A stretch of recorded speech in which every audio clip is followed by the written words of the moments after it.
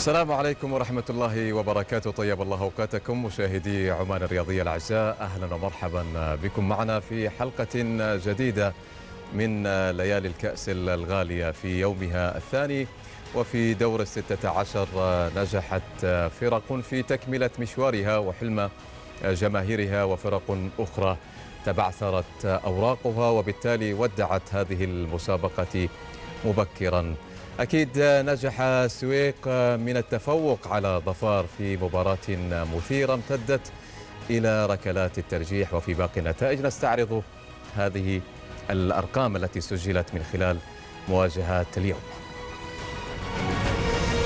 إذن في مواجهات اليوم بهلة يسقط أمام الرستاق الذي يبدأ الرحلة في مرحلة جديدة، لعلها تكون قصة أخرى جميلة لهذا الفريق بعدما تفوق بهدف دون مقابل وصيف النسخة الماضية الرستاق، بينما صلالة تعثر وخسر أمام العروبة بهدف دون مقابل. وكما ذكرنا السويق وظفار في مباراة مثيرة انتهت في أشواطها الأصلية والإضافية بالتعادل بهدفين مقابل هدفين، وفي نهاية القصة ركلات الترجيح هي من حسمت هذه الموقعة. إذن هذه الفرق التي نجحت في العبور كما ذكرنا بالأمس الشباب، السويق يذهب إلى دور ربع النهائي في انتظار ما سيحدث في مواجهة الغد، مواجهة الوحدة والبشائر. في المقابل نادي عمان والرستاق، مواجهة واضحة اتضحت من خلال ملامح دور ربع النهائي، بالإضافة إلى مواجهة النهضة والعروبة التي ستكون أيضا قمة من قمم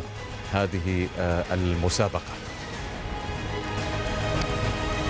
إذن تفاصيل كثيرة ستكون معنا حاضرة، والإثارة التي سجلت على مستوى مباريات اليوم.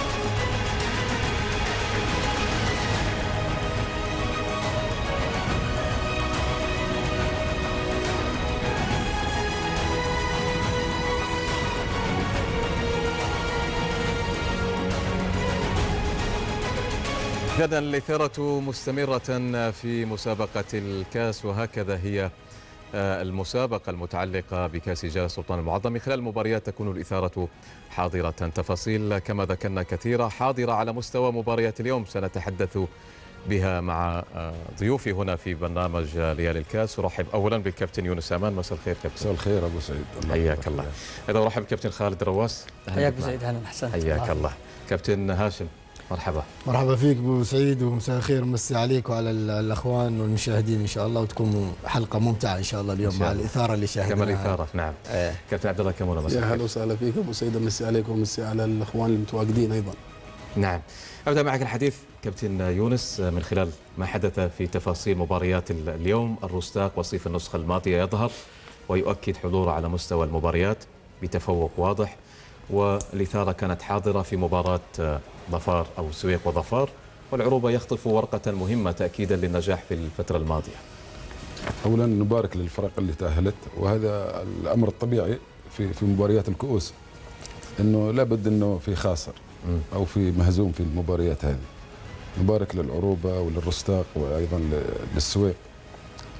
طبعا احنا مباراتين ما تمكنا نشوفهم لأنه ما تم فيهم نقل. بالنسبة إذا تكلمنا عن مباراة ظفار اللي مثلا هي كانت يوم، يعني تحدث بشكل عام قبل أن نخوض في التفاصيل بأسامة كعناوين من خلال ما حدث في هذا المساء وتأهل هذه الفرق. بالنسبة للفرق، بالنسبة لي أنا أشوف أنه العروبة والصلالة، أنا أشوف أنه المباريات ممكن تكون متكافئة، وقلنا أنها قريبة من بعض.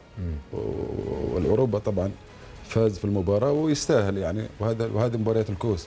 وأيضا بالنسبة للسويق وبهلة أيضا بنفس المنظار، والنتائج يمكن القريبة 1-0 1-0 في المباراتين، تعطيك انه هناك في تقارب في المستويات. واعتقد انه الاجواء اللي نحن بنعيش فيها طول فتره الكاس والظاهره او السمه الظاهره على المباريات ضياع الفرص. نعم. يعني حقيقه مباراه ظفار والسويق كانت مثيره، فيها شده، فيها اندفاع، فيها كثير من الاخطاء التكتيكيه والفرديه للعيبه، لكنها تبقى في الاخير مباريات كؤوس، ومثل هذه الامور تحدث في المباريات هذه. يعني ابو بندر اكيد 6 أهداف شاهدناها على مستوى مباريات اليوم بواقع هدفين في كل مباراه، معدل يعني نوعا ما جيد. اول نبارك طبعا لفريق العروبه وصول دور 16، وايضا فريق الرستاق والسويق، ونقول هارد لك لصلاله وايضا بهله ونادي ظفار. طبعا نحن دائما نقول الادوار هذه ما فيها تعويض، خلاص دور 16 يعني مباراه زي هذا ما حد يعني ما حد يقول انه بعوض ولا شيء، خلاص مطلوب منك 90 دقيقه تكون مركز. الفرق اللي كانت مركزه يعني عطفا على مباراه ممكن السويق وظفار اللي وصلت لضربات الترجيح، فريق يقدموا مباراه جميله جدا وقويه فيها اثاره الى اخر الى دقيقه 120. ضربات ترجيح طبعا او ضربات الحظ الترجيحيه هي اللي حسمت المباراه صالح السويق. طبعا المباراه نقدر نقول مباراه بهله ورستاق، ما زال الرستاق يحافظ على شباكه ويقدم عروضه المميزه. فريق الى الان طبعا طول الموسم ما استقبل هدف، مع انه قابل فريق عنيد. بهله يعتبر من الفرق القويه، بس الرستاق يمكن انا ما اريد ادخل في التفاصيل لان سنتحدث عنها في كل مباراه ان شاء الله. نبارك للفايزين ونقول حظ اوفر الفرق اللي طبعا ما حالف الحظ توصل للدور الثمانيه. يعني العنوان اللي يمكن ان يقال كابتن هاشم فيما حدث في مباريات اليوم، يعني خلينا نقول تأهل منطقي لكل الفرق. الواقع فرض نفسه باستثناء مباراة طبعا المباراة الكبيرة والمثيرة اللي شاهدناها بين العملاقين نادي ظفار ونادي السويق، فالمنطق فرض نفسه بالنسبة للعروبة وصلالة وبهلة والرستاق، ومن ثم إلى المباراة الممتعة اللي كانت. هو هذا واقع كرة القدم، ونقول هارد لك للفرق الخاسرة وحظ أوفر، ومبروك للفرق اللي صعدت الدور الثمانية. نعم كابتن عبد الله تعليق. فعلا يعني جولة مثيرة، يعني جولة اليوم بالتحديد 3 مباريات كانت على مستوى عالي، بالتحديد مباراة السويق وظفار، وايضا مباراة الرستاق وبهلة كونهم في دور المحترفين. نبارك للفرق اللي صعدت الى الدور الثمانية. فرق دور المحترفين ما زالت مستمرة في هذا الدور، تواجد تقريبا الى الان 4 إلى 5 فرق، وسوف تتواجد الفرق الاخرى ان شاء الله في الجولات القادمه، لانه المنطق فرض نفسه في مثل ما ذكروا الشباب، انه الفرق الجاهزه، الفرق المحضره اللي يملكون لاعبين اجانب على مستوى عالي، خطه اعداد فوارقهم كانت واضحه في هذه المباريات، لم تحدث مفاجات بشكل كبير. تواجد الفرق الكبيره هي عنصر جدا مهم لهذه البطوله بالتحديد. مباراه ظفار والسويق هي كانت مباراه الجميله في هذا اليوم بالتحديد. شاهدنا مباراه يعني في دور 32 ودور 16 لم نشاهد مباراه على رتم عالي، على مستوى عالي، احتكاكات، مهارات فنيه من لاعبي الفريقين، تدخلات لاعبين اجانب، لم نشاهد الا في مباراه اليوم بالتحديد بين السويق وظفار. نبارك للفرق اللي صعدت، ونتمنى انه نشاهد مباريات في الدور الثمانية تليق بهذه البطوله، ونشاهد تنافس جدا شديد بين الفرق. هذا ما نتمناه من خلال هذه المسابقة، والتي تتضح من خلالها ملامح الفرق التي ما زالت تحلم تكمل مشوارها في هذه المسابقة. نفتح ملف المواجهات ونبدأ بمواجهة بهلة والرستاق، والتي انتهت بانتصار الرستاق بهدف دون مقابل. قبل أن نذهب في حوار مع ضيوفنا، دعونا نتابع الحديث الذي جرى بعد هذه المواجهة، ثم نبدأ في تفاصيل الحكاية.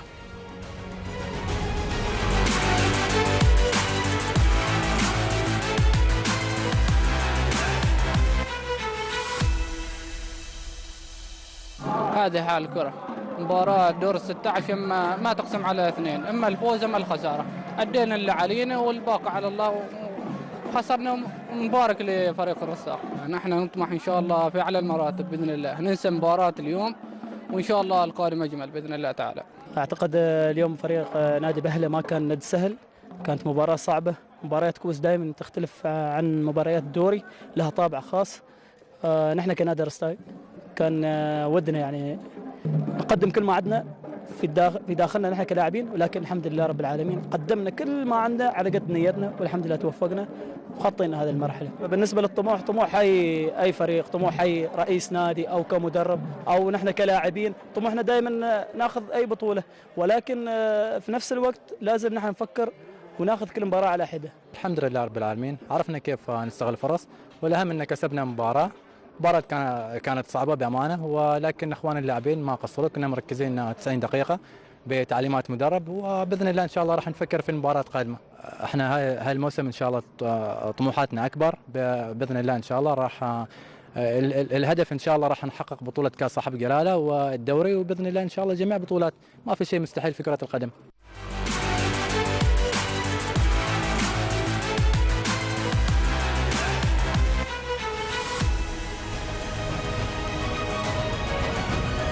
إذا كان هذا حديث لاعبي فريقا بهلا وكذلك الرستاق.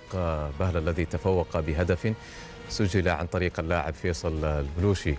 أكيد سنتابع الملخص الخاص بهذه المواجهة. كابتن يونس، رستاق يواصل الحضور الإيجابي على مستوى هذا الموسم في ظهوره الأول في مسابقة الكاس، يؤكد بأنه قادر على أن يعيد الكرة التي كانت حاضرة في العام الماضي بوصوله إلى المباراة النهائية.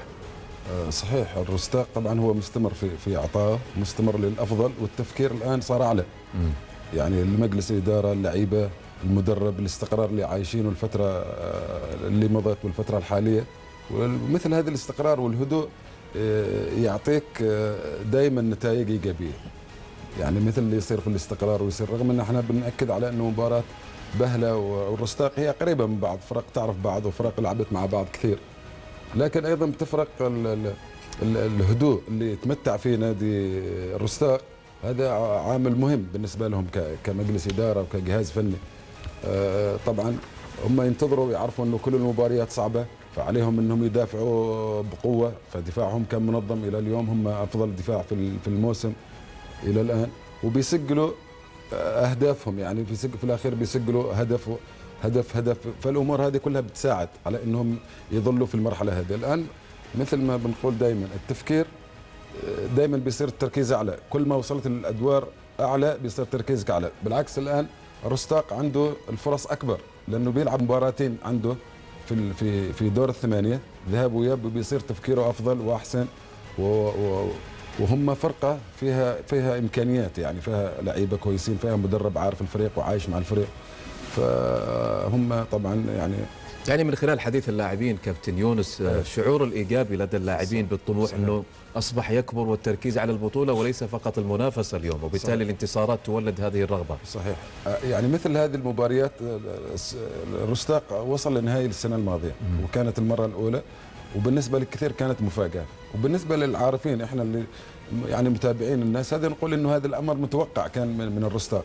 الان المتطلبات صارت اعلى بالنسبه للعيبه انفسهم، انهم يريدوا يحققوا هذه البطوله، ويشعروا انه هذه البطوله بطوله قصيره 6-7 مباريات توصل النهائي او تاخذ الكاس، فكان تركيزهم طبعا على هذا الاساس، والافكار الان كلها منصبه على انه كل مباراه ياخذوها على حده مثل ما بيتكلموا، وهذا تفكير سليم يدل على انه العقليه الان متغيره بالنسبه لنادي الرستاق، والعقليه هذه يمكن مستمره الان مع الجمهور ومع الاداره ومع اللعيبه، واذا وصلت هذه العقليات والتماسك الفكري اللي يصير بينهم يصير الفريق في حاله ممتازه. نعم، يعني مهم جدا كابتن خالد ان تمتلك الادوات حتى تساعدك على النجاح. يعني عندما تلاحظ الارقام المسجله بالنسبه لنادي الرستاق في هذا الموسم، في اخر 5 مباريات 4 انتصارات كلها بهدف، وهذا يدل انه قوه الدفاع ترتكز على هذه النجاحات. صحيح ابو سعيد. بالنسبه لنادي الرستاق، احنا اذا بنتكلم على الاستقرار اللي تفضل فيه ابو اسامه، الاستقرار الفني مهم جدا. طبعا الاستقرار الاداري موجود في نادي الرستاق، في خطط، في استراتيجيه، في عمل. تحس ان الاداره يعني اعطت ثقه للمدرب انه يستمر الموسم الثاني على التوالي، اتوقع او الثالث يمكن. المدرب يعرف اللعيبه، صح ان الرستاق خسر يمكن كم من لاعب لكن عوض بلاعبين ثانيين. يعرف المدرب ايش اللي يريده من كل مباراه. حتى مباراه اليوم شوف يعني الفريق ممكن حصل صعوبه مع نادي بهله، بس الكره جت من كره ثابته، الفريق يعرف يستغل الفرص، يعرف كيف يوصل للمرمى، يعرف كيف يدافع، والدليل انه متصدر دوري عمان تلو ايضا ولا هدف عليه الى الان، والكاس نفس الشيء، الفريق ما استقبل في مباراه اليوم. جميع هذه الامور تصب في صالح نادي الرستاق انه يقدم يمكن مسيره جيده الى الادوار المتبقيه من دور الثمانيه او دور الاربعه اذا وصل.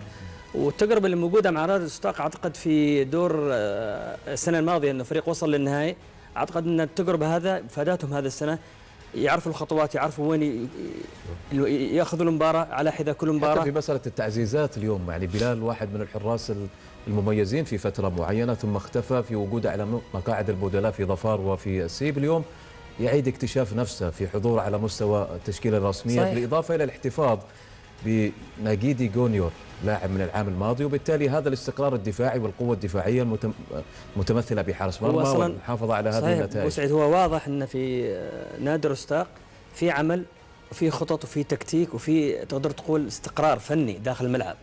يعني الحارس بلال البلوشي من الحراس اللي اعتبره يمكن اذا ما كانوا الاربعه والخمسه في عمان، حارس مميز له تجربه كثيره في نادي عمان، في نادي ظفار، في انديه ثانيه. اعتقد الاعتماد عليه يعني جزء مهم من مخطط المدرب. وايضا الدليل احنا عندنا ان بنعيدها كل مره ان فريق الرستاق الى الان يعني فريق دفاعيا منظم والنتائج واضحه. اعتقد الرستاق ممكن بياخذ المباريات يعني بتركيز اكبر، بانضباط اكبر، بتكتيك اكبر، والفريق وصل للمهم. والان عنده زي ما تفضل بوسام عنده دور الثمانيه الان، المباراه بتكون ذهاب واياب، يقدر الفريق الان يعرف ايش اللي بيقدمه خلال هذه المباراتين. ونقول هارد لك النادي بهلا ومبروك نادي الرستاق على الوصول دور الثمانيه. يعني كابتن عبد الله دائما عندما نقول انه الارقام انعكاس لصوره الفريق، هي ايضا انعكاس لحافز اخر. اليوم عندما يذهب لاعبون نادي الرستاق الى المباراه يبقى التركيز الاول عدم استقبال هدف وكيفيه تحقيق النجاح، وبالتالي الارقام مهمه جدا لدى ذهن اللاعب. اكيد يعني الارقام عنصر مهم في عالم كره القدم اليوم. لما تتكلم عن العمليه الدفاعيه اليوم فريقك لم يسجل عليه هدف، لابد انه تتكلم عن العمل اللي يقوم فيه المدرب في الفترات الماضيه. المدرب ميهاي متواجد مع الفريق الحالي لمده 3 سنوات، يعني اللي يعرف اغلب هكذا يقال، يعني عذر المقاطعه في عالم كره القدم اذا اردت ان تعرف قدرات المدرب انظر ماذا يفعل على مستوى الجانب الدفاعي. اكيد يعني العنصر الدفاعي هو جدا مهم، لكن اليوم لما نقارن نادي الرستاق يعني في العمل الدفاعي الفريق لم يسجل عليه اي هدف، ولكن لو تكلمنا عن الشق الهجومي الفريق جالس يؤدي، لديه اهداف كثيره، لديه اللاعبين قادرين على التسجيل في اي وقت، لذلك عمل المدرب جدا مهم. الكابتن ميهاي كان مع الفريق مساعد مدرب، عندما استغنوا عن المدرب الاساسي قبل 3 سنوات اعطوا المهمه للمدرب ميهاي لانه يعرف الخامات، يعرف اللاعبين، اشتغل مع الفريق لمده 2 سنين، يعرف قدراتهم، يعرف امكانياتهم، وتوظيف هؤلاء اللاعبين في خط الدفاع وخط الوسط وخط الهجوم هو جدا عنصر مهم.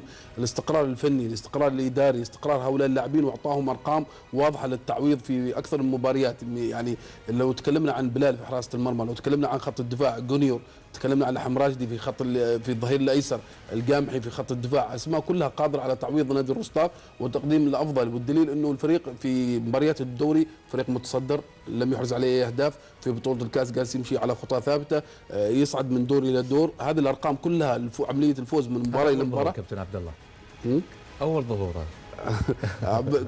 في حاله الفوز من مباراه الى مباراه العمليه كلها راح تتغير في نادي الرستاق بشكل عام، لذلك امورهم راح تتحسن بشكل كبير. الفريق يحتاج الى الانتصارات، يحتاج الى الارقام، لانه الارقام اليوم لما تتكلم عن العمليه التهديفيه، لما تملك 20 هدف او 15 هدف المهاجمين لاعبي الوسط راح تكون ارقامهم جدا واضحه، فريق الخصم راح يعمل لك 1000 حساب في بعض المباريات. لذلك الرستاق من الفرق المميزه اللي عملت في المواسم الماضيه، فريق جالس يشق نفسه في هذا الموسم ايضا للوصول الى المباراه النهائيه على الموسم الثاني على التوالي، والفريق قادر لانه مقومات الفريق جدا ناجحه، الضغوطات ليست على الفريق بشكل كبير، على الرغم انه اي فريق يطمح انه يوصل للمباراه النهائيه وهذا حق مشروع يعني للرستاق، خاصه انه خط المسار اللي تكلمنا عليه في الايام الماضيه مؤهل انه نادي الرستاق نشاهده في هذا الموسم بالتحديد.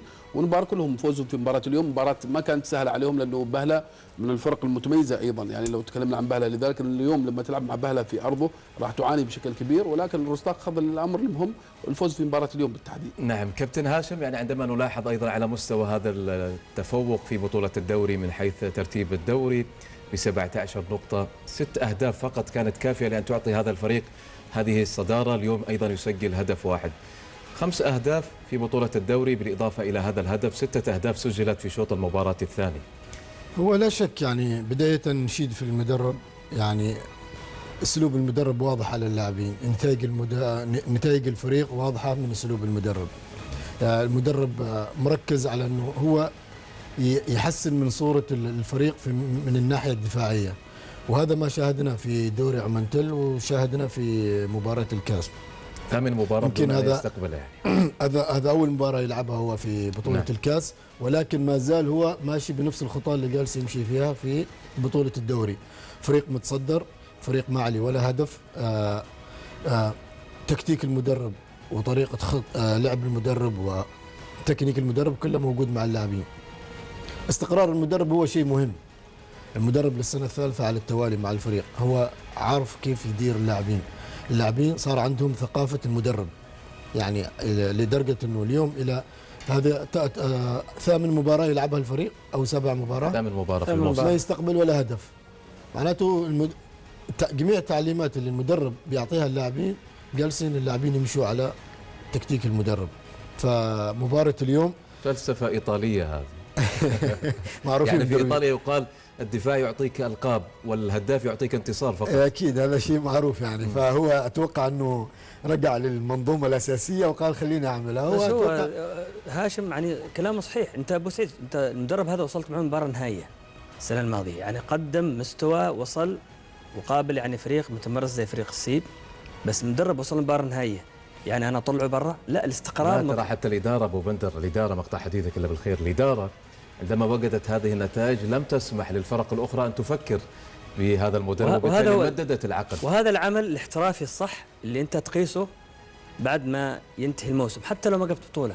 أنا دائما أقول الفريق اللي يقدم مستوى في النهاية، واحد بيفوز بالدوري أو بيفوز بالكاس، لكن الفرق كلها اللي ما بتقدم عشوائية أو مشاكل في خط الظهر، أهداف بالجملة، طول الموسم عندك مشاكل، يعني شيء طبيعي انك بتستغني عن المدرب. لكن اذا انت بتقدم عروض جيده وممتازه تبادر على طول انك تكسب هذا المدرب، انك خلاص تسكر. هو دائما، لان هذا يعتبر استقرار للفريق اول فنيا، وبعدين يعني تقدر تبني عليه اشياء كثيره، خاصه اذا كان عندك لاعبين. نحن في عمان، خاصه نحن في عمان، يعني بعد انتهاء الموسم يعني اهني صراحه اداره نادي الرستاق على القرار الشجاع وعلى الاستقرار مع المدرب، لانه عاده اغلب الانديه، مش يمكن عندنا في كل مكان، اغلب الانديه مثل بطوله الكاس تخسرها ونهايه الموسم اول شيء خلاص يقول لك يعني المدرب ما جبنا معه بطوله، خليه هذا حدوده يعني. هذا حدوده يعني. ولكن شوف عشان هم يؤمنوا بامكانيات المدرب ويعرفوا شغل المدرب وشافوا الفريق مع المدرب، الفريق جالس يمشي في خطى سليمه، فعملوا عمليه استقرار من ناحيه المدرب، من ناحيه اللاعبين، دعم الفريق ببعض اللاعبين، حارس مثل بلال، حارس لا يقل خبره عن الحراس المتواجدين في دوري عمان تل. ولكن نرجع ونقول ان المباراه ما كانت سهله. نادي بهله شاهدنا بعض اللقطات، نادي بهله قدم مباراه يعني خلينا نقول في بعض الفترات شفنا كذا هجمه، حتى كان في ضربه حره للفريق ضربت في العارضه، يعني كان ممكن تكون يعني هدف بهدف، وما نفس الشيء حتى الهدف ما رستاق دخل بضربه يعني حره، يعني حاجه تقدر تدخل فيها كان في يعني خلينا نقول المباراة رغم انها ما كانت منقولة، بس اتوقع انه من خلال حديث اللاعبين بعد المباراة انه المباراة ما كانت سهلة. صحيح. يعني اكيد نادي الرستاق يعني حصل على صعوبة في المباراة، حصل على ضغوطات، ولكن في النهاية ضربة الحظ هي كرة ثابتة ولا ايا كان، يعني هي تؤهلك يعني. فاستغلوا نادي الرستاق ضربة الفاول اللي كان لهم وحصلوا منه الهدف. نادي بهله حصل على ضربة حرة أما نفس تقريبا يمكن كرة ثابتة. وهذه المباريات هي هذه الجزئيات البسيطة في تركيزك في لحظة تنفيذك للكرة، لازم يكون تركيزك عالي مثل هذه المباريات. وقول أرض لك نادي بهله نفس الشيء، يعني نادي الرستاق لابد أنه يعني إدارة الرستاق لما وصلت المباراة النهائية وجددت الثقة في الكابتن ميهاي، له إيجابيات وله سلبيات. الإيجابيات اللي استفادها نادي الرستاق انه المدرب يعرف يعني اغلب اللاعبين اللي متواجدين، ولكن يمكن هاشم ذكر نقطه جدا مهمه، انه اغلب انديتنا في عمان بعد الفريق اذا خسر في النهائي على طول المدرب برا، وهذا اللي لاحظناه في اغلب الانديه الكبيره. الرستاق مش مطالب يعني انه يكون يحقق البطوله، الفريق اشتغل على مستوى واجتهد، حصل البطوله زين ما حصل، ولكن تاكد كل تاكيد لو الرستاق كان من الفرق اللي حصلت البطولات السنوات الماضيه وفريق مميز ما يبقى المدرب. في اخر 10 سنوات ما في مدرب عاش معنا في الدوري او في الكاس خسر وبقى الموسم اللي بعده. لذلك الفرق كلها، لذلك الفرق الكبيره هي اللي تطالب بالبطولات، وهذا خطا. يعني ما حققت بطوله معك مدرب مميز حافظ عليه، ممكن يحققها الموسم اللي بعده. لانه ابو بندر ذكر نقطه مهمه اللي هي نقطه انك انت 14 نادي بيتنافسوا في النهايه بطل واحد. 6 انديه بتشتغل انها تشيل، و3 انديه بتصارع على الهبوط انها تهرب. هذا واقع الرياضه. في انديه الدوري الدرجه الاولى بتفكر انها تصعد. الصراع الرياضه بهذه الطريقه، ولكن نحن لابد انه من يقيم في النهايه؟ يعني من يقيم في النهايه؟ هل يقيم الادارات او في لجنه فنيه او الجمهور عندما يطالب باقاله المدرب؟ الادارات هي اللي بتقيم العمل. اليوم يعني اليوم يعني من المستغرب انا يمكن ما ابغى اتطرق لانه نحن نتكلم عن مباراه الرستاق. يعني في اليوم مشاهد مباراه نادي صلاله ونادي العروبه، يعني جالس احتفظ بهذا الحديث اللي من الوقت. تفضل انا بس بغيت حلو يعني كلام عبد الله حقيقه. يعني 14 فريق في الدوري و28 فريق في الكاس والفايز واحد. اذا الفايز واحد، وهذا الكلام يمكن قلته في اكثر من مناسبه واكثر جلسه، كان عبد الله ما راضي عليه. صح ولا لا؟ كان ما راضي، يقول لك لا لازم يكون عندهم طموح ويكون عندهم طموح. اذا وصلنا نحن للعقليه هذه اللي نتكلم فيها عبد الله، كلنا يعني وصلنا هكذا. قد يختلف الانسان في تفكيره أسامة، أنا في قلت لك تفكيره في عصبيته احيانا، لكنه هو المنطق يقول لك الكلام هذه كرة القدم. الناس كلها تشارك وكل الناس تلعب وكل الناس تبذل الجهد وكل الناس عندها الطموح، لكن في الاخير لكن المشكله ابو اسامه، انت الحين ذكرت نقطه جدا مهمه اللي انا ذكرتها. انت قلت 14 نادي والبطل واحد، ومنت بالفكره اللي انا قلتها. بس انا الفترات الماضيه قلت لك ال 14 نادي، الحين قلت لك ال 14 نادي واحد بطل، لكن مش غلط انه الباقي ينافس، يطمح انه ينافس. انت تكلمت في الفترات الماضيه انه انديتنا تريد تبقى في السادس السابع. اذا عندك 7 انديه تفكر انها تبقى السادس السابع الثامن التاسع، انت ما راح تتطور لانك ما راح تشوف مباريات على مستوى عالي. البطل واحد وبطل الكاس واحد، ولكن لما يكون عندي 14 نادي لابد انه 7 ينافسون على البطوله، كويس، 3 ينافسون على الهبوط. هذا حل الرياضه. لكن انا عندي 7 انديه كلها تنافس انها تبقى في مراكز امنه لانها ما تصرف. هذا وصل الفكره كابتن. الان انا اوكي خلاص اتفقنا ان شاء الله متفقين. خلاص اوكي كلامك والله واضح ومفهوم. حتى بس نعطي انا بس اريد بالنسبه للبهله. ايوه نعم. بهله حسب ما نشوف يعني احنا نقول انه الفرص هي اللي تلعب الدور، هي صاحبه الفرص، وقلنا اللاعب والهداف هو رقم واحد يعني في مثل هذه الامور. ضربه الفاول الثابته كان بامكان بهله انه قد يكون هو يفوز فيها المباراه، قد ما شفنا احنا كثير من اللقطات، لكنه هذه تدل على انه المباراه هذه صعبه. لكن نرجع مره ثانيه للميهاي والاسلوب اللي هي انتهجه.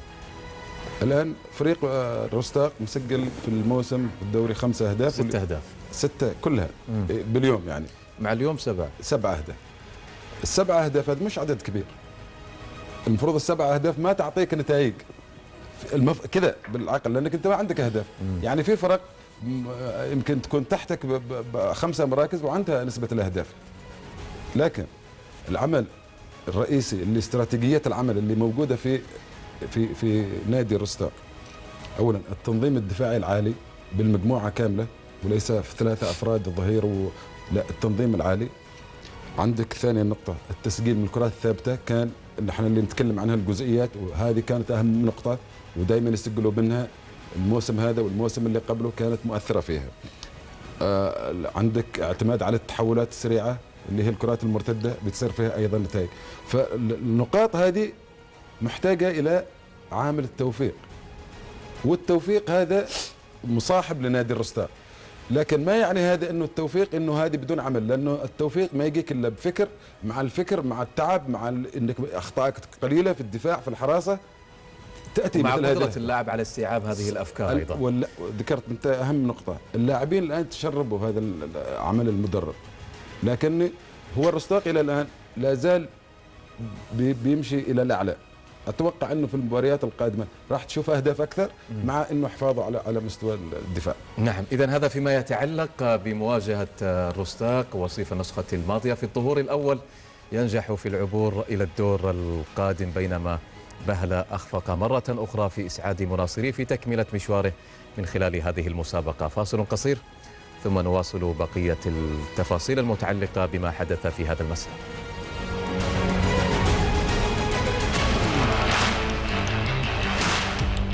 نادي السيب. في مواجهة نادي النصر ضمن منافسات كأس جلالة السلطان لكرة القدم.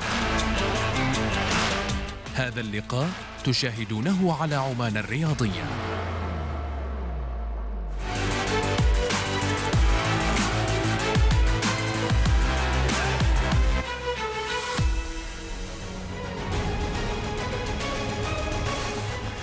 إذن هكذا كانت تفاصيل بداية الحلقة من خلال ما تحدثنا فيه في مواجهة بهلة والرشتاق. نفتح ملفا آخر متعلق بمواجهة صلالة والعروبة، حيث نجح العروبة الفريق التاريخي في هذه المسابقة من تجاوز صلالة بهدف دون مقابل في مباراة عندما تتابع تفاصيل ما حدث في هذه المواجهة تشهد كميات فرص كبيرة، لكن المحصلة هدف واحد في نهاية هذه القصة. كابتن عبد الله، انتصار مهم بالنسبة للعروبة في أن يحقق ثاني انتصاراته هذا الموسم، خاصة في بطولة الكاس بعدما تفوق على فنجة، يحقق انتصار آخر، 5 مباريات لم يخسر، وبالتالي أرقام مهمة جدا لتصحيح بعض النقاط. فعلا يعني نحن تكلمنا عن العروبة في مباريات الدوري في الفترات الماضية أنه كان الفريق محتاج للفوز، استمراريته في بطولة الكاس وفوزه في المباراة الماضية على فنجة واليوم فوزه على نادي صلالة يعطيك مؤشر جدا إيجابي أنه الفريق يعني يبحث عن بوادر التغيير، بوادر اللي تخلي العروبة أنه يرجع، على الرغم أنه الفريق لم يقدم المستوى المطلوب في مباراة اليوم بالتحديد. يعني شاهدت المباراة شخصيا في أرضية الملعب، الفريق لم يكن الفريق المؤثر بشكل عام، الفريق أضاع الكثير من الفرص، ولكن نادي صلالة كان الفريق المميز في مباراة اليوم في عملية الفرص الضائعة الأكثر يمكن تقريبا. ولكن نادي العروبة فريق يبحث عن نفسه بشكل عام، فوزه في مباراة اليوم وصوله إلى الدور الثمانية يمكن تعطي بصيص من الأمل أنه العروبة يقدر أنه يعود في الأيام القادمة، على الرغم أنه العودة هذه يحتاج لها الكثير من العوامل. لو تكلمنا عن العروبة يعني في الدقيقة 70 أو الدقيقة 80 العنصر البدني كان واضح في نزوله في نعم، هذا جانب كابتن عبد الله من يعني عدسة البرنامج كانت حاضرة في تغطية هذه المواجهة والتي انتهت كما ذكرنا بهدف دون مقابل. والعروبة استغل الهدف الأول اللي حرزه في أول ربع ساعة عن طريق يوسف ناصر، واستحوذ على المباراة بشكل عام في الشوط الأول، وترك المساحات لنادي صلالة في الشوط الثاني. الفريق لم يقدم الشكل المطلوب منه، الفريق نعم حصل نتيجة انه يوصل للدور الثمانية، وهذا هو العنصر المهم في مباريات الكاس. الاداء ليس بالاداء المطلوب، ولكن الاداء لما تقدم اداء في مباريات الكاس راح يستمر معك في بطوله الدوري، راح يكون انعكاساته جدا جميله ويساعد الفريق في الايام القادمه. الفريق استغل الهدف الاول عن طريق يوسف ناصر في مباراه اليوم بالتحديد، ولكن العروبه ما زال الفريق يعني يبحث عن نفسه بشكل كبير. يعني في مباراه اليوم نجد انه نادي صلالة كان الفريق المميز، كان قادر انه يسرق المباراه من نادي العروبه بالتحديد. العمل لابد انه يكون جدا منظم. اليوم لما نتكلم عن كرة القدم لابد أن نكون واضحين، كرة القدم ليست رياضة عشوائية، كرة القدم عمل إعداد، تخطيط، لاعبين على مستوى عالي. لم نشاهد هذا الأمر في لاعبي العروبة، نعم لاعبين صغار، لاعبين لديهم المقومات، ولكن يحتاجون من العمل الكثير. يمكن في آخر ربع ساعة يمكن أنا توقعت أنه لاعبين نادي العروبة راح تكون الفريق الهادي، لكن اللاعبين الكبار في الفريق كانوا يشددون على اللاعبين الصغار بالكلمات والعبارات القوية من أجل الفوز في مباراة اليوم. لذلك العروبة كان محتاج أنه يوصل للدور الثمانية، والفريق حصل النتيجة المطلوبة، وهذا هو العمل الحقيقي. نادي صلالة في مباراة اليوم كان الفريق جدا يعني في أول 20 دقيقة الفريق كان يبحث عن نفسه بشكل عام، إضاعة الفرص، الاستعجال، التوتر من بعض اللاعبين. المدرب الفريدو كان معتمد على الأسلوب الدفاعي، كان يدافع ب8 إلى 9 لاعبين، ومن ثم الشوط الثاني تجرأ الفريق في الشوط الثاني في الشق الهجومي، ولكن الفريق في آخر 10 دقائق يعني الشوط الأول كان يعتمد على الجانب الدفاعي تقصد؟ في الجانب الدفاعي كان الفريق كامل، فرص كثيرة كانت حاضرة في الهجمات المرتدة كانت نادي صلالة كان مميز، ولكن في الشوط الثاني نادي صلالة كان فرصه أكثر، ولكن في آخر يمكن 7 دقائق 8 دقائق تعرض لاعبين نادي صلالة إلى حالة طرد، طردين كان في آخر المباراة في آخر 5 دقائق، أثرت على نادي صلالة بشكل عام. بدر نصيب في خط الوسط، أيضا ناير عوض كظهير أيمن، طردين كانوا مؤثرات. كان صلالة قادر على العودة في المباراة، ولكن إضاعة الفرص الحقيقية هي ما أثرت على صلالة بالتحديد في مباراة اليوم. أبو سعيد، مباراة متوسطة المستوى يعني فيها فرص، خاصة نادي العروبة يعني ظهر بمستوى مش اللي نعرف عن العروبة هنا، بحكم مواجهته في دور 32 نادي فنجة وأيضا نادي صلالة، بحكم الظروف اللي بيمر فيها نادي صلالة أيضا ونادي فنجة. متوقع كان من العروبة أنه يظهر أفضل من كذا، بس لاحظنا أن العروبة يعني نتيجة اليوم 1-0، يعني مش الفريق محصلين فرص في بعض الفرص اللي بتجيهم ما في استغلال، ما في تركيز، ما في تنظيم هجومي. وانا اتفق مع كابتن عبد الله ان نادي صلاله بعد كانت الحيويه موجوده وبعض الفرص موجوده وايضا ما في استغلال. مباراه كانت بين الفريقين يعني تقدر تسميها فيها فرص ضايعه، بس التركيز ما كان موجود. ما نعرف قصه الفرص الضايعه هذا في الموجوده مع المهاجمين في هذا الوقت او اللاعبين الوسط، ما نعرف بالضبط. شوف زي الفرصه هذين يعني ما في تركيز من قبل اللاعب. اللي نشوفه ان الفريقين يعني المباراه كانت مفتوحه، انا اشوفها كانت مفتوحه يعني شوي. بندر، عندما نشاهد هذه الفرص المتعلقه بهذه المواجهه نتساءل عن التحضير الخاص لهذه الموقعه. يعني اليوم نشاهد فرص بشكل واضح، سهوله في الوصول، اخطاء بالجمله، عدم قدره الحراس على السيطره على كثير من مواقف اللعب، وبالتالي كانت صحيح. ايضا سبب في هذا الجانب. حتى كابتن عبد الله عندما نتحدث عن التاثير المتعلق بحاله الطرد، حالة الطرد وصل في الدقيقة 87 وكذلك 90، وبالتالي كان يمكن لصلالة أن يتعامل مع المواجهة بصورة أفضل كابتن. حتى جاتهم فرصة بعد. شوف يعني احنا الآن نتابع بعض اللقطات المصورة. إذا قلنا أنه العروبة ما قدم مباراة وما وصل للمرمى أو ما كان كويس، العروبة هذا يمكن 5-6 أهداف. أكثر المباريات التي حصل فيها فرص. يعني العروبة ما راح يحصل فرص أكثر من كده. صحيح نادي صلالة قد يكون حصل في المرتدة أو كرتين 3، لكن العروبة كان الأفضل، كان الأحسن. طبعا اريد اقول بس انه يوسف ناصر هو دائما صاحب التسجيل، يمكن صحيح في كثير من مبارياته. اريد اقول عنه بس كلمه. يوسف ناصر هذا ولد اللاعب العروبه السابق كابتن ناصر سلمان، وهو من امهر اللعيبه ابوه، يعني من اللاعبين الكويسين.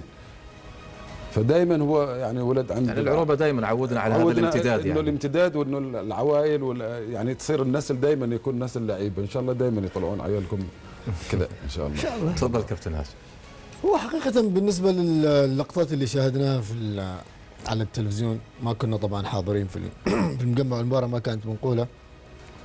شاهدنا عدد كبير جدا من تضييع الفرص، من لا يعكس حال النتيجة 1-0 يعني. 1-0 لا يعكس، لكن ما شاهدناه انه نادي العروبة يعني اذا بنتكلم عن ضياع الفرص، يمكن خلينا نقول صلالة يعني مش بذاك الفريق اللي كان ممكن هو يجاري او يحرق نادي العروبة.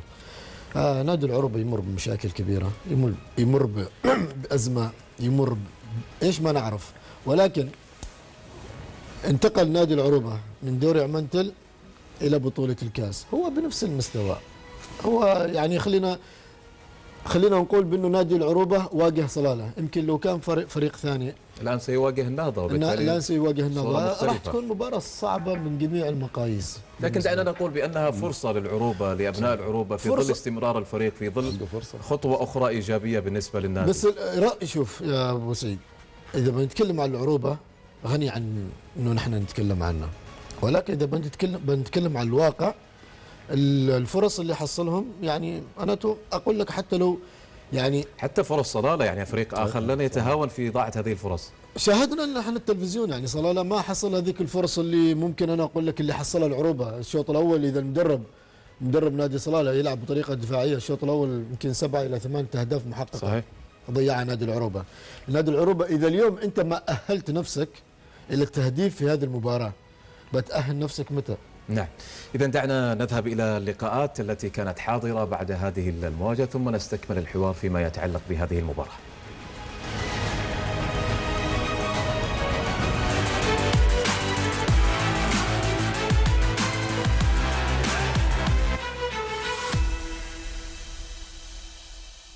طبعا مبروك اخواني اللاعبين، الجهاز الفني، الجهاز الاداري، هارد لك نادي صلالة. اكيد احنا كنا مطالبين اكثر بالفوز. نادي صلالة اليوم قدم مباراة جميلة، يلعب بدون ضغوطات. احنا اكيد علينا الضغط، انه لازم اصعب شيء انك تلعب كرة قدم لما تلعب مع فريق بدون ضغط. الحمد لله سيرنا الشوط الاول، يعني ممكن كنا نقدر نطلع بهدفين. صعبنا على نفسنا المباراة نوعا ما الشوط الاول، ولكن مجملا نحن سيطرنا على المباراة. مباريات كؤوس لازم تسجل هدف هدفين عشان تضمن النتيجة. الشوط الثاني شفنا نادي صلالة فتح اللعب، مثل ما قلت لك يعني لعب بدون ضغط، هاجم. احنا استمرينا على نفس الرتم، ما تسجل فينا، هاي هو المهم. الحمد لله احنا ماشيين في طريق الصحيح، يعني من صارنا هاي المباراة الخامسة اعتقد بدون خسارة، وفوز يجيب اكيد المعنوية، واحنا محتاجين ترجع لنا المعنوية والثقة اللاعبين. الحمد لله على كل حال، الشباب ما قصروا، مبروك لنادي العروبة، هارد لك لفريقنا، وان شاء الله باذن الله بنعدل اخطائنا في المباريات القادمه ان شاء الله باذن الله. الحمد لله على تعدي هذه المرحله ووصول للدور الثمانيه. اليوم مباراه كانت على جزئيات. الشوط الاول احنا كنا نريد نخطف هدف اول ربع ساعه 20 دقيقه وقلنا ما طالبنا، بعدين قدرنا احنا نسكر في الخلف عشان احنا نقدر نخطف هدف ثاني، ولكن انه ما يتسجل فينا. الحمد لله الشوط الثاني دخلنا عليه نفس التركيز نفس الحماس، وقدرنا ان نحافظ على النتيجه. أبارك هذه الخطوة اللي هي صعودنا للدور الثمانية. أما الفريق المنافس ترى احنا لعبنا عندهم في الدوري وتعادلنا، ولكن مباراة كوس تختلف، هي من يكون مركز من يكون في النهاية اسم الفريقين، ما تعطي انت نتيجة قبل أو بعد، وإن شاء الله يكرمنا ونوصل الدور الأربعة إن شاء الله. مبارك نادي العروبة وهاردنا نادي صلالة، محبين ومشجعين ومتسبينه. فهذه حال الكورة، الحمد لله على كل حال. فان شاء الله نعدل المسارات ان شاء الله في الدور الدرجه الاولى، والشباب ما قصروا وامامهم مستقبل كبير. فريق في عده شباب صغار في السن ما شاء الله عليهم، اللي كان ينقصنا التركيز والحظ بدايه في الشوط الاول.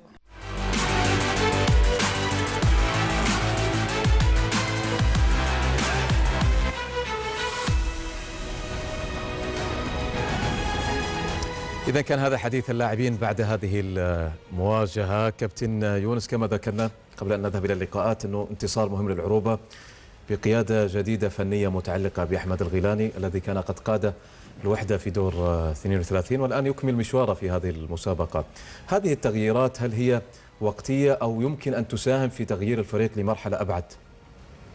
والله شوف، هذه وجهات نظر يعني وقرارات تتخذها الإدارات وهي المسؤولة عنها. أحمد الغيلاني طبعا ما هو غريب على نادي العروبة وأندية الشرقية، يعني ما غريب عليه، درب في كثير من الفرق هذا وهم يعرفوا إمكانياته ويعرفوا كذا. لكن بس اللي مستغربه أنا والكابتن عبد الله من أمس، ليش أحمد كان ماشي في مسار حلو يعني مع نادي الوحدة كأحمد شخصيا، أنا ما أتكلم عن وين يروح، فكان ماشي مع مسار نادي الوحدة والأمور ماشية معه، وكان بإمكانه يعمل عمل حلو وأفضل وبهدوء بدون ضغوطات، صح؟ بدون ضغوط، وكان الامور تمشي معاه وممكن يقدم اعطاءات كويسه. حتى لو ما وصل مثلا لابعد من كذا، الوحده الامور اهدى عندهم مقبوله. بالنسبه للعروبه في حمد في العروبه يعني نتمنى له طبعا التوفيق، لكن لو صارت الامور عكس كذا العروبه لا غير. العروبه جماهيره جماهير قويه وجماهير ما تتحمل الاخطاء ولا تتحمل الخسائر، وهم يريدوا حتى الإدارة اليوم عملها وضعت نفسها في هذا الموقف في ظل هذا التغيير المتكرر، يعني ربما قد تكون هناك نتائج عكسيات تسبب أيضا في إقالتها يعني في النهاية. مثل هذه الأمور هي تسبب ضغوط على مجلس الإدارة وعلى الكابتن أحمد. هذه أمور في الرياضة، في الأجواء الرياضية اللي الناس تعيشها. بس بوسام، هل نادي العروبة مقنع في دور ال 32 ودور 16؟ لانه الخصم عطف على الخصم، انت قابلت فنقا وكنا نعرف مشاكل نادي فنقا، فريق شاب فريق كذا بهذه الطريقه، وجاك الحظ بعد. ما تسال ابو بندر؟ لا انا بساله، انا بحط رايي بس بوسام انت اللي لا هو الحين ما هو مساله مقنع. احنا بنناقش نادي العروبه، نادي اسم كبير، فريق معروف، ممكن اتفق مع الكابتن هاشم انه اذا وصل مع النهضه ممكن الفريق هذا يتغير صح. ممكن يتغير صحيح، لان الفرق الكبيره تعرف بعضها بعض. بس انت ما قدمت شيء يشفع لك مع فنقا ومع صلاله فريق شاب بعد وفريق في الدرجه الاولى، وطبعا الظروف ما تساعده انه يعمل زي ما عمل نادي العروبه او تعاقدات كبيره. نفس الشيء مع فريق فنقا. العروبه ما هو مقنع الان صراحه، يمكن يظهر مع النهضه. بس كان في دور الثمانيه عندك فرصتين وعندك اشياء كثيره ممكن تصير. يعني اسامه الاقناع والتغيير يحتاج له الى عوامل، يحتاج له اسماء على هذا الجانب، يحتاج له اسماء، يحتاج له عمل مبرر. هي نقطه بوصل له نقطه انا بقدم مهمه وبعطيك هي المدرب اليوم، نحن نتكلم على عمل المدرب اليوم، ما في مدرب اليوم في اسبوعين بيغير لك شكل الفريق. اداره العروبه اخطت، والحين بتبحث عن مخرج يخرجها من الوضع اللي الفريق عايشه. هذا الحقيقه.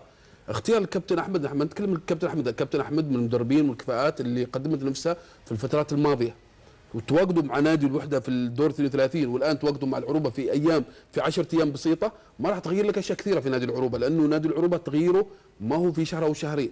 نادي العروبه تغييره مش فنيا في الملعب، نادي العروبه تغييره. بس اليوم نجح كابتن عبد الله، يعني نجح، اهم حتى انه يعطي الاستقرار في المرحله نجح. لعبت مع من انت اليوم لما تلعب مع نادي؟ عن الطرف المهمه هي متعلقه بتحقيق النجاح، هل تحقق النجاح؟ نعم، وبالتالي العروبه في الدور القادم. ابو سعيد، انت لما تتكلم على النجاح ما تقيمه في مباراه ومباريتين. العروبه للاستقرار وللهدوء. الاستقرار فرصه لاحمد الغيلاني في انه يستحق هذا الهدوء ويفكر في التصحيح. لا بس الهدوء هذا يحتاج له وقت. ما اعتقد الهدوء في خلال 7 ايام، انه احمد الغيلاني في الفتره هذه اللي تواجد فيها نادي العروبه هو اللي خلق الفوز. نادي العروبه هو ادى عمل في الفترات الماضيه وحقه انه يوصل للدور الثمانيه، ولكن اذا يريد ينجح الايام القادمه عمل العروبه شاق جدا. ولكن اذا اداره العروبه تعتقد انه الكابتن احمد لوحده قادر يخرج العروبه من الوضع اللي في الدوري، فهذا خطا جدا كبير، خطا جدا كبير. هذا اول نقطه. اداريا نادي العروبه اذا ما يوقفوا مع الفريق ويتكاتفوا كمجلس إدارة أو كناس محبين للنادي، ترى التغيير اللي صار هذا ما هو بيخلق معجزة. هذا التغيير ترى في النهاية هو عامل نفسي. يعني حتى المدرب كابتن أحمد الغيلاني ما نعرف ايش الاسباب اللي خلاته هو يترك الوحده. قد يكون في اتفاق هناك موجود من قبل او ايا كان، ولكن هذه تعتبر بالنسبه له شجاعه. يعني والعروبه ايضا فريق مغري بالنسبه للمدرب. هو مغري. لا هو سلاح ذو حدين. انا يعني لما انت تتصل فيني واريدك تمسك الفريق، انا بشوف ايش اللي انت وراك. يعني خارجيا احنا شايفين انه نادي العروبه عنده مشاكل لا تعد ولا تحصى. اكون انا مدرب بهذا الشجاعه واجي امسك الفريق، ممكن كان اليوم اذا خسر المباراه كان ممكن يطلع. بس هو كان بيدير المباراه خارج الملعب اليوم، وما كان موجود. كان الكابتن الزبير موجود بيدير المباراه في الملعب وهو خارج الملعب. لكن المشكله هاشم مش في الشجاعه، المشكله الاساسيه في انا اليوم كمدرب وطني لابد انه تكون عندي قرارات صحيحه. لا انا ما بتكلم، ما اقصد الشجاعه. انا فاهمك، لكن انا اللي بتوصله، هل اليوم المدرب الوطني لما ينتقل في الانديه بهذه الطريقه في شهرين في نادي وشهر في نادي يتطور مستواه؟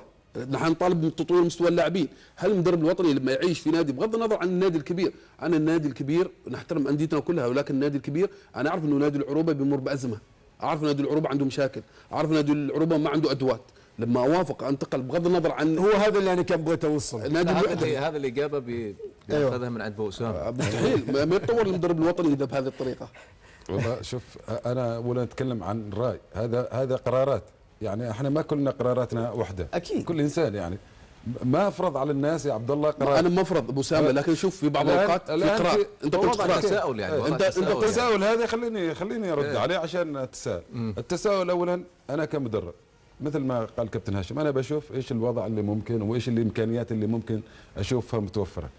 الان انا ذكرت لك قبل كذا، انا تساءلت ليش كابتن احمد رايح. انا من جانب شخصي اللي معزه احمد عندي وصداقتي معه، ليش تحركت من مكان كان بامكانك انت تعمل فيه اشياء حلوه وبهدوء طبيعي وبهدوء وبدون ضغوط.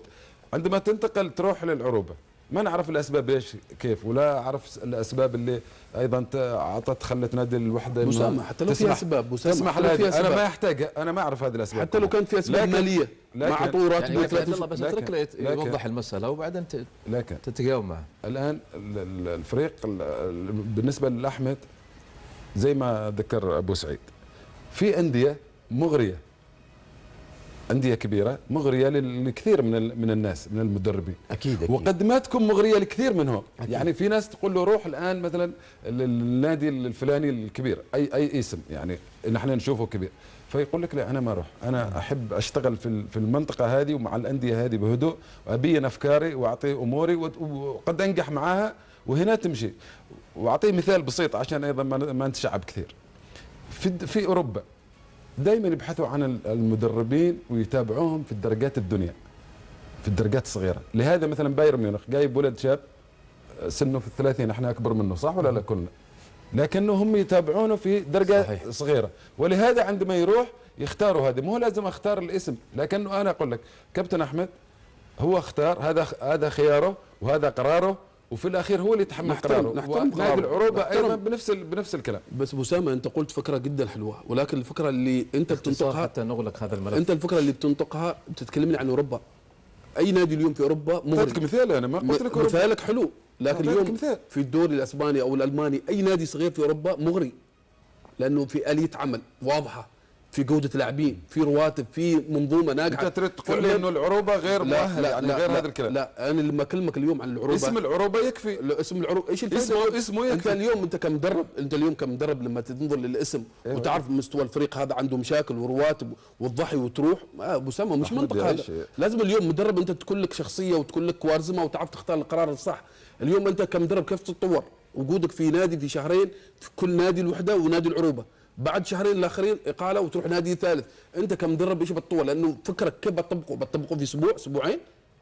الحين عنده فرصه، لازم يعني عنده فرصه وصل دور الثمانيه. لا هو عنده اختبار بعد في الدوري. عنده فرصه، عندك فرصه انك تلعب بالكاس. عم بتكلم عن الكاس بعد نحن ما بنطالب انه اللاعبين يتطوروا واستقرارهم يكون في النادي في منطق واحد، لا ما بتكلم في منطق واحد.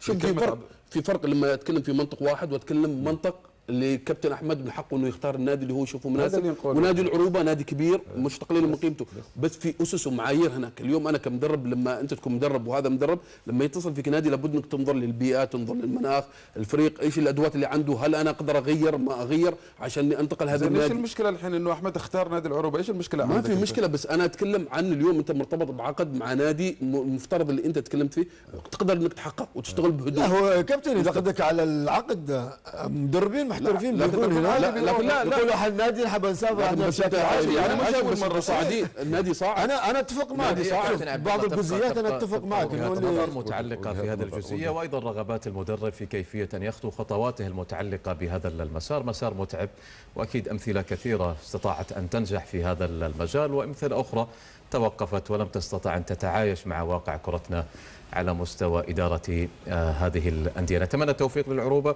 ونقول له مبروك في هذه المباراة، ونقول حظ أوفر لنادي صلالة في المستقبل القريب. نفتح الملف الآخر المتعلق بثالث مواجهات هذا المساء، والقمة التي جمعت ظفار أو السويق وظفار، واستطاع من خلالها السويق من أن ينجح بركلات الترجيح من العبور إلى الدور القادم.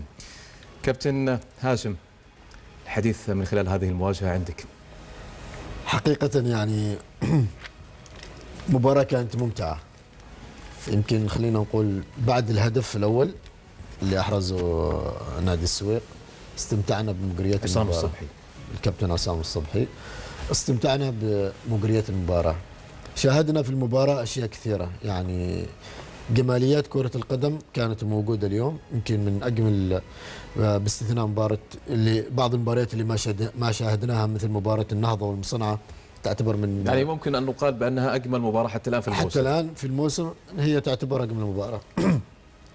مباراة كان فيها تنظيم دفاعي، تنظيم هجومي، كان فيها تكتيك، كان فيها تكنيك، يعني شاهدنا أشياء كثيرة كانت موجودة في المباراة. حقيقة المباراة كانت ممتعة من الفريقين، يعني إلين آخر دقيقة 94 وما زلنا نشاهد الفريقين لهم الرغبة في ترقب وإثارة. نعم بالفعل. شاهدنا الهدف اللي أحرزوه نادي ظفار في الدقيقة 94 كان هدف مثير، رجعت المباراة إلى الأشواط الإضافية، استمتعنا بالأشواط الإضافية. ضربات الترجيح هذا ضربات الحظ، يعني ما تقدر تتكلم عنها. نقول مبروك نادي السويق، قدمتوا مباراة كبيرة جدا، هارد لك نادي ظفار، قدمتوا المطلوب وقدمتوا مباراة كبيرة، ولكن في النهاية هي كرة القدم، الفايز واحد. وضربات الحظ طبعا هذه تعتبر من الضربات الخارجة عن الإرادة، ولكن في النهاية نرجع ونقول بأنه اللاعب لابد يكون مركز أكثر وأكثر. يعني رجعت المباراة لنادي ظفار في كذا ضربة ما استغلوها ذهنيا، يمكن بعض اللاعبين ما كانوا في المباراة. هذا الهدف الأول هدف كان منظم، كابتن عصام الصبحي تحركه في المساحة بطريقة إيجابية. قراره في تسديد الكرة برجل اليسار توفق فيها، صعبة على الكابتن يعني أصبح مازن. متخصص في دور 16 في تسجيل الأهداف بالنسبة لنادي السويق. بالفعل يعني أصبح متخصص هو هذا اللاعب في هذا الدور. شاهدنا متعة يعني من هذا، خصوصا هذا اللاعب شو اسمه هو كواكو. صراحة لاعب ممتع في نادي ظفار. هذا الهجمة صراحة يعني أحب أوجه كلمة الكابتن قاسم عليه مراجعة نفسه حديثنا عن الحكم، لأنه هذه الكرة ما تضيع يعني التفاصيل المتعلقة بالحالات التحكيمية. كابتن خالد، واضح أنه كان المباراة سجال بين الفريقين، وبالتالي السويق يتقدم، ظفار يعود إلى المواجهة، وبالتالي مباراة ممتعة. جميلة أبو سعيد، مباراة ممتعة وجميلة، وكنا متفقين يعني. على الأقل نتفق على مستوى الأهداف. مستوى الأهداف يعني واضح 2-2 وإضافي وضربات ترجيح. المباراة كانت في قمة الروعة يعني. اللحظات الأخيرة 120 دقيقة يعني كانت فيها متعة، والفريقين طبيعة قدموا. الحال خسارة الآن نقول أحد الفريقين يودع المسابقة. طبيعي أي حد كان يفوز منهم حق مستحق للفريقين عطفا على المستوى اللي قدموه. نقدر نقول يمكن من بداية المباراة لاحظنا الربع ساعة الأولية أن فريق السويق يعني بيبادر، عنده الجرأة. ظفار عنده الأخطاء كانت موجودة، السويق بادر وضغط واستغل الهدف الأولي. ظفار يمكن قد يكون بعد دقيقة 25 رجع للمباراة. أيضا إذا بنتكلم على الشوط الثاني، التغييرات اللي قراها المدرب نادي ظفار رجحت الفريق أنه يمسك الملعب في أكثر الأوقات. مع ذلك السويق بعد قدم مباراة جيدة، أن الفريق قدم مباراة نقدر نقول مباراة بدنيا ممتازة للفريقين. هذا وجهة نظري. للدقيقة 120 الفريقين بيقدموا مستوى جيد. في النهاية نقدر نقول أن ضربات الحظ هذا اللي يعني ما ترحم في النهاية، لكن الفريقين كان أحد منهم يستاهل أنه يوصل النهاية. طبعا السويق كان مركز في ضربات الترجيح، ونقول لهم مبروك وهردك نادي ظفار معوضين في قادم البطولات بإذن الله. ونبارك لفريق الرستاق اليوم وصول الى الدور الثمانيه، ونقول السويق نقول لهم الف مبروك لوصولهم للدور الثمانيه. ولكن لو تكلمنا عن مباراه اليوم بالتحديد راح ابدا في نادي ظفار، خاصه انه الكابتن عمار كان يعتمد على طريقه 4-2-3-1. ولكن انت اليوم اذا تريد تعتمد على طريقه 4-2-3-1 لابد من اختيار الادوات اللي تساعدك في الشق الهجومي. تواجد رايد وقاسم، وتواجد ايضا اللاعب معتز كلاعب خلف المهاجمين. هذا اول خطا ارتكبه الكابتن عمار في مباراه اليوم. الفريق كان في اول 25 دقيقه كان الفريق جدا تايه، والفريق جدا بعيد عن المستوى بشكل عام. تحسن الفريق بعد نص ساعه، ولكن العمل المميز من المدرب انتباهه لهذا الغلط، قام بتصحيح الغلط، ولكن عالج الخطا هذا بخطا ثاني. رجوع معتز الى خط الوسط، الى مركز الارتكاز، لانه هذا هو مكان معتز الحقيقي كلاعب ظهير او لاعب ارتكاز. لما تحطه اليوم خلف المهاجمين لاعب ما يقدر يدي لك هذه الادوار، لانه ادوار جدا صعبه. هذا اول نقطه. ثاني نقطه تغيير الكابتن، دخول السيم وعمار ذهابه لجهه اليسار، جهه اليمين مره ثانيه. هذا عمل جدا اثر على الكابتن عمار في تغييراته. اليوم انت لما تلعب مع نادي ظفار الاسماء اللي متواجده في دكه البدلاء اسماء قادره على صنع الفارق، حتى الاسماء اللي دخلت اللي هم عوض الشحري والسيم ادوا ادوار جدا ممتازه، لذلك اختيار العناصر المناسبه لاداء بعض المباريات جدا مهم للمدرب. اليوم ظفار وصل للدقيقه 120 بفضل مجهود لاعبينه، نعم، اخلاصهم ومحبتهم للفريق وعدم الخساره، هويه ظفار البطل. ولكن كبصمه مدرب في ارضيه الملعب لم نشاهد ظفار في مباراه اليوم بالتحديد او المباريات الماضيه. لذلك الفريق اليوم للامانه على الاقل كابتن عبد الله يعني تعامل مع شوط المباراه الثاني بصوره افضل يعني، وبالتالي نعطي حقه في هذه الجزئيه. هو يعني شوط المدربين دائما ما يتحكم بها المدرب. هو شوف التعامل مع المباراه جدا مهم. الكابتن عمار تعامل في اخر جزئيات المباراه فعلا مع نادي ظفار، ولكن وصول لاعبين نادي ظفار الى الاشواط الاضافيه وضربات الترجيح اللي هي تعتبر ضربات الحظ بمجهود اللاعبين اليوم. انا يمكن ما شفت نادي ظفار في اخر 5 مباريات الروح اللي شاهدتها في مباراه اليوم يزيد.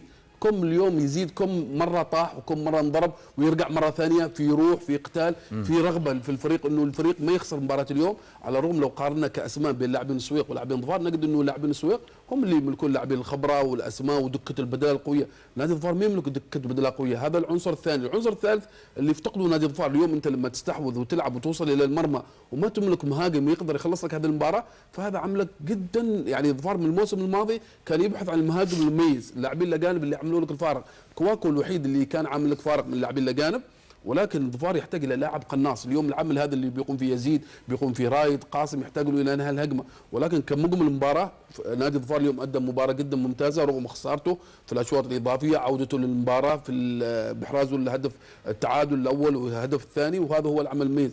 بعكس نادي السويق في الجانب الاخر، نادي السويق الكابتن مهنا يعتمد على الاسلوب الدفاعي بشكل كبير. اليوم انت لما تملك اسماء قادره على التعويض وقادره على الانتصار، لابد اني انا اجازف في بعض الاوقات في بعض المباريات، اسماء قويه في دكه البدلاء، اسماء جدا قادره. يعني كابتن عبد الله عندما نقول يعتمد على الجانب الدفاعي بشكل واضح، ما هو هذا المفهوم؟ اليوم السويق استقبل 7 أهداف من خلال 8 مباريات، 5 أهداف في الدوري، واليوم هدفين على ملعبه وامام جماهيره. ما هو المفهوم المتعلق بانه المدرب يلعب بجانب دفاعي ويستقبل الاهداف؟ الجانب الدفاعي اليوم لما تلعب باكثر عدد، يعني اليوم السويق اغلب مبارياته يلعب بكثافه عدديه كثيره في خط الدفاع، الفريق ما يروح للشق الهجومي الا في الهجمات المضمونه، ولكن الفريق يتسجل عليه في نفس الوقت. بس كابتن على حسب نوعيه الخصم، يعني احنا شفنا السويق مع فريق دور المقيس اعتقد، مع مقيس كان ماسك المباراه، ما كان بيقوم بالدور الدفاعي. انا اشوف بس مقومات مقيس لا، بس انا اقول لك نوعيه الخصم حتى على فكره كابتن خالد اضيف على كلامك، الهدف الاول بالنسبه لنادي السويق يوضح لك ايضا قيمه العمل في التحول، في التنقل ما بين اللاعبين والتحرك ايضا، وبالتالي سجل الهدف. يعني اتمنى انه يظهر هذا الهدف ليعطينا ايضا قيمه العمل المتعلق بالتحول الهجومي او الوصول الى مرمى المنافس. احنا قلنا اول ربع ساعه السويق كان مسيطر من الاطراف ومن العمق، وكان بيضغط على لاعبين ظفار، بيستغل الاخطاء، وفعلا تحقق الهدف. الرقابه كانت سيئه جدا في خاصه خط الظهر او من لاعب الوسط، وفي نادي الظفار كانت الرقابه، يعني لو شفنا الهدف مع عصام الصبحي يعني ما في رقابه، اللاعب استلم كره كسرت السلل واستلم الكره داخل المنطقه خلف دفاعات نادي الظفار، واجه المرمى وحط الهدف. اعتقد التنظيم يمكن الدفاعي في نادي الظفار ما كان بهذاك المستوى، خاصه حتى في الجول الثاني، يعني كورنر، يعني ما في اسهل من الكورنر، ان بتكون ضربه ركنيه للفريق الخصم، وانك انت تكون تهيئ نفسك انك مان تو مان مثلا، مراقبه تكون موجود، لكن يجي لاعب من الخلف او ويحط الهدف بالطريقه هذا، دليل ان الرقابه معدومه في كابتن يونس، السويق ينجح في تحقيق هذا الانتصار، يواصل مشواره. في العام الماضي اقصي امام ظفار، لكن هذه المره ينجح في العبور، وبالتالي يريد أن يستعيد المكانة الطبيعية التي عاشها في السنوات الماضية. عنده الإمكانيات وعنده الأسماء التي تؤهل إلى هذه المرحلة. صحيح، اليوم احنا يمكن شفنا من أفضل المباريات اللي توقعنا أنها تكون فيها الإثارة. الإثارة اللي يحبها الجمهور وهذا اللي حصل فيها، الأهداف إلى آخر دقيقة من المباراة. يعني لازلنا احنا متشوقين انه المباراه فيها اهداف، وهذه كره القدم. ممكن هناك حدث يحدث يعني، وهذه كره القدم من المباريات اللي تصير فيها، حتى لو صارت خساره الفريق المفروض ما تصير فيها مؤثره، لانه كل واحد قدم جهده. احنا بنلعب فريقين في مستوى واحد او في مستوى متقارب جدا، كلنا نلعب باسلوب. مهنا اليوم، او خليني اقول كلمه قد تكون شويه قويه، ظفار الى الدقيقه 32 ما كان موجود، ما حضر المباراه. انا كنت اقول اليوم ظفار ما حضر، يعني هذا ما هو ظفار. ايش اللي صار في ظفار؟ انه الاستراتيجيه اللي اشتغل عليها مهنا واضحه، ولو لاحظنا من بدايه المباراه هي كذا، الضغط العالي، تغليط المدافعين، تغليط لاعبين خط الوسط انهم يخلوهم يغلطوا ويرتكبوا اخطاء، وهذا اللي صار معاهم. التمرير في بين لاعبين ظفار، الكره اللي صارت اللي شالها الحارس بدايه المباراه من محمد خادم عكسيه قلت على انفراد. لو هذه الكره نعيدها بنحس البطء فيها بين الثلاثي، بين عبد السلام وثاني الى محمد، الى في بطء. دليل هنا اسامه انت مدرب في نادي الظفار. لا بس لك فكره، لا بس لحظه عاد لا بس الفكره هذه، انت مدرب وبتلعب خارج ارضك، متوقع من فريق الخصم اول دقائق ايش يعمل معك؟ يعني متوقع. لا نخلينا عشان ما تقطع حبل افكاري عاد، عشان اخليكم تتكلموا. تفضل. عشان اخليكم. فالاستراتيجيه بناها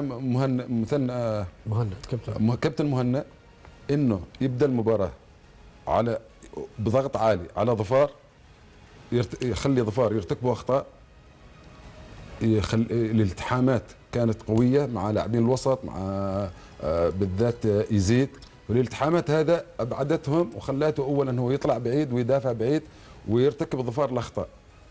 في خطأ قبل ما يجي الهدف كان من محمد خادم، تمريره قصيره بينه وبين الحارس، لكن حارس المرمى والمهاجم السويق قدم هذه الكره شوي طالت عليه، فصار هذه الكره. كان المباريات تبدا باهداف سريعه في مثل هذه المباراه.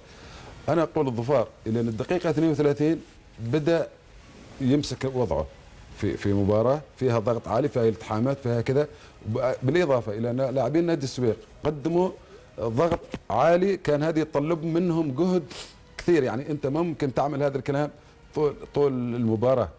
فمتوقع انه اول ظفار ما يستعد انه الكره تمسك في رجل ظفار ويعود الى لعبه ويتناقل الكره، راح تتحول هذه المباراه.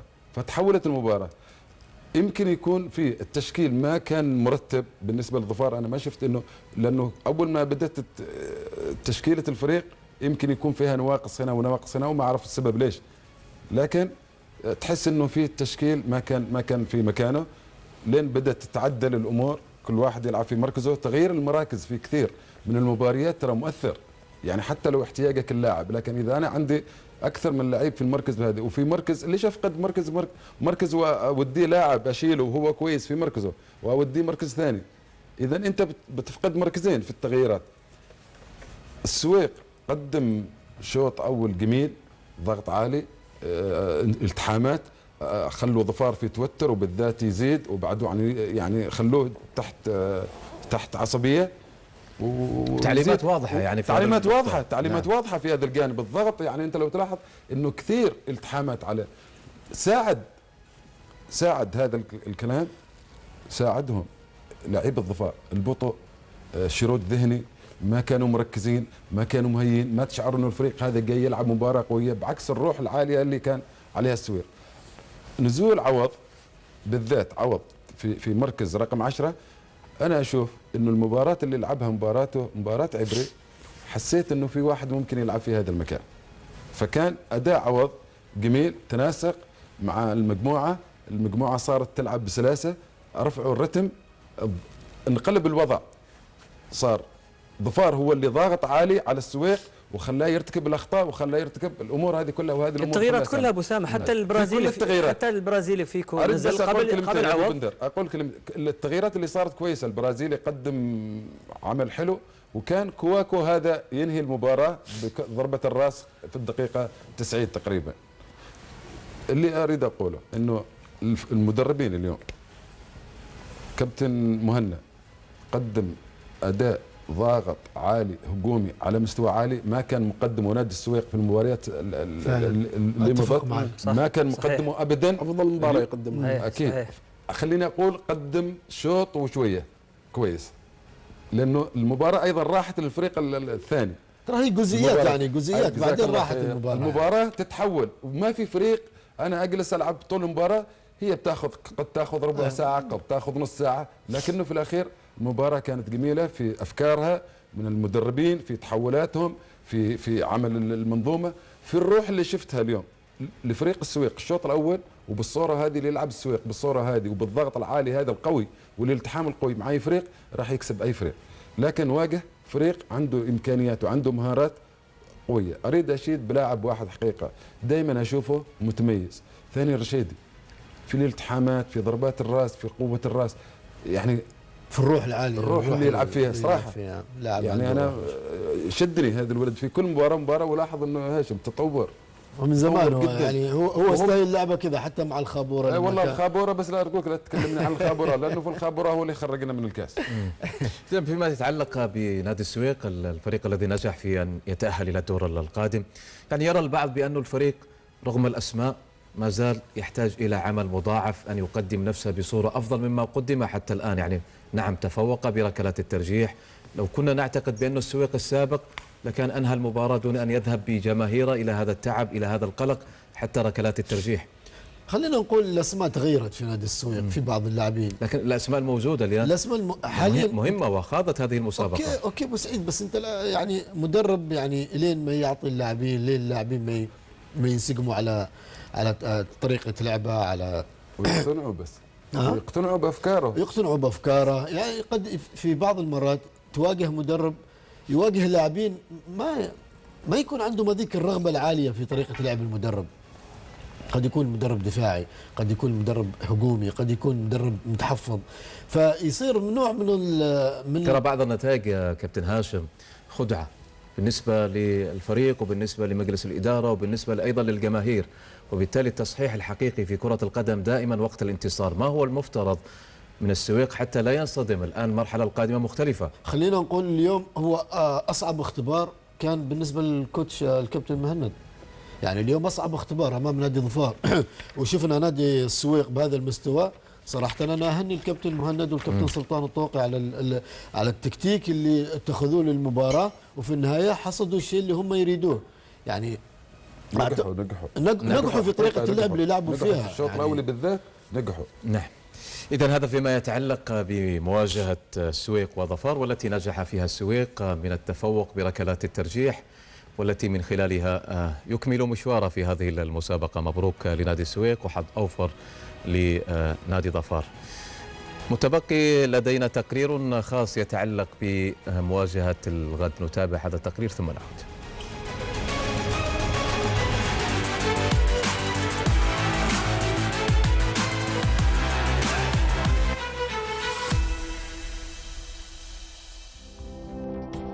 في المجمع الرياضي بصور مواجهة متكافئة قد يظهر فيها الحصان الأسود للبطولة.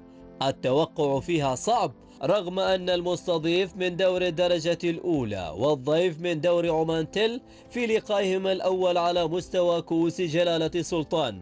الحديث عن لقاء الوحدة بالبشائر، فالوحدة الذي عبر بكل جدارة واستحقاق نادي صحام في الدور التمهيدي بهدفين نظيفين يطمح لاجتياز محطة البشائر، فالفريق بات في الخط الصحيح. ففي أكتوبر انتصار تلو انتصار، فعلى مستوى الدوري حقق فوزين متتاليين على مستوى الدوري، الأول على حساب فنجا والآخر أمام صلالة. فيما البشائر الوافد الجديد لحسابات دور عمان تل قوته ليست حديدية، فرغم أنه كسب رهان صور في الدور 16 بانتصار بهدفين لهدف، فهو يملك أضعف خط هجوم وأضعف خط دفاع، لكن القرعة أهدته فريق قد يكون ندا له. والتقى الفريقان في 4 مناسبات، آخر 3 منها كسبها الوحدة، فالمستضيف يرغب في إكمال مشوار الانتصارات، بينما الضيف البشائر يطمح في تعويض خسائر الدوري بانتصار الكاس.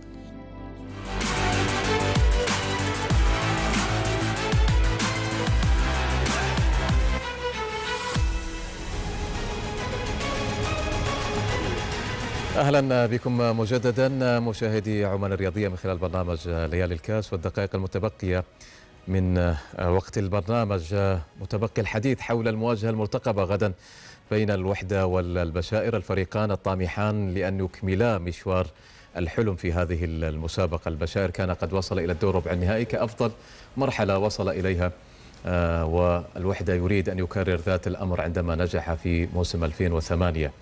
كابتن عبد الله، أكيد مواجهة متكافئة.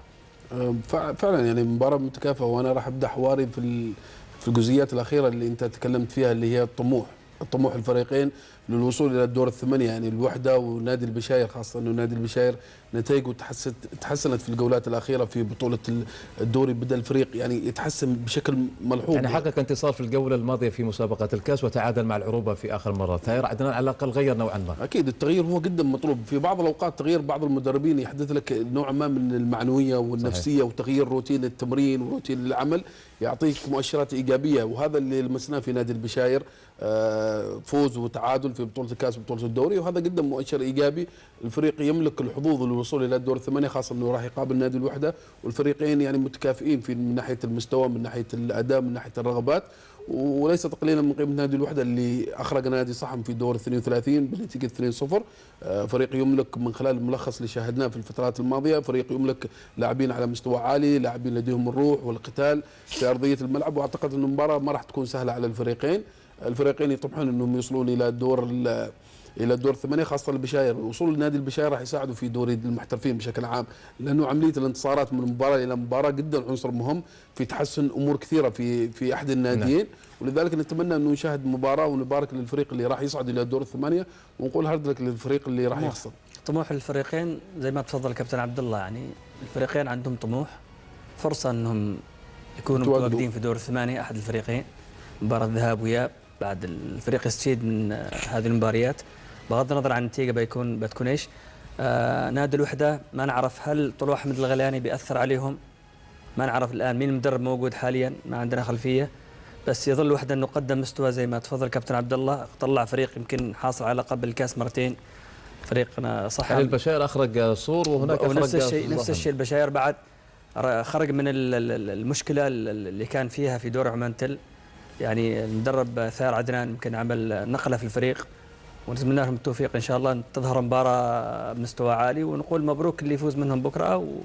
وطبعا الفريقين كمستوى أتوقع متقاربين، ما نعطي 50% للفريقين. يعني القرعة أحيانا تبتسم لي بعض الفرق كابتن. أكيد. بعض المرات القرعة يعني في بعض الأندية تكون محظوظة في وفرصة لها أيضا أن تستمر في المسابقة. مباراة يعني البشاير والوحدة مباراة متكافئة، فريق عنده مدرب الكابتن ثائر عدنان غير قد يكون عامل إيجابي لهم، وهذا اللي حسسناه منهم. مباراتهم في آخر مباراة مع العروبة تقريبا في الدوري، ومباراتهم مع نادي في الكاس مع نادي صور. بالجانب الآخر الوحدة نفس الشيء، صعوده فوزه على نادي صحم، خروج المدرب ما نعرف المدرب اللي جاء ايش اللي عمله المدرب، هل بيكون هذا الشيء بالنسبة لهم يعني إيجابي يرفع من روح المعنوية. فالمباراة راح تكون متكافئة، ما أعتقد أنه ما عليهم ضغوط، ما راح تكون في مفاجأة يعني، سواء كان من البشاير أو من الوحدة. مباراة بتكون مقنعة بالنسبة للفريقين وبالنسبة للجمهور يعني، ونقول مبروك حل الفريق اللي بيصعد بكرة إن شاء الله. بكرة إن شاء الله نبارك دائما إن شاء الله. نعم تفضل كابتن. والله شوف هذه المباريات المتكافئة دائما احنا التكافؤ ما يخليك ترتاح، لأنه تبغى لي ثار، معروفة تبغى لي ثار. أنا أبغي لي ثار، وأبغي اللعب القوي واللعب اللي فيه سرعة وفيه ذكاء.